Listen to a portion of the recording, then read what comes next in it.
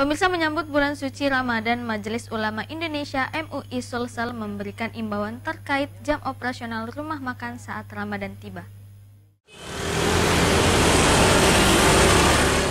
Bulan yang dinanti-nantikan umat Islam di seluruh dunia, termasuk di Indonesia, kini menghitung hari untuk dilaksanakan.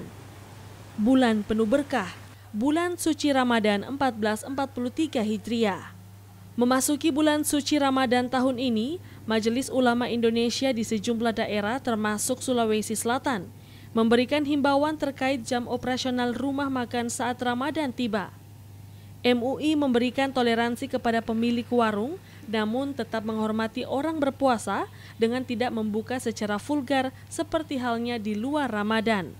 Sekretaris Umum MUI Sulsel Muammar Bakri mengatakan, pihaknya mengimbau setiap rumah makan boleh buka, namun tidak mencolok atau terlalu demonstratif, demi menjaga kondisivitas, kemuliaan, keberkahan bulan suci Ramadan dengan menghormati orang berpuasa. Masyarakat yang misalnya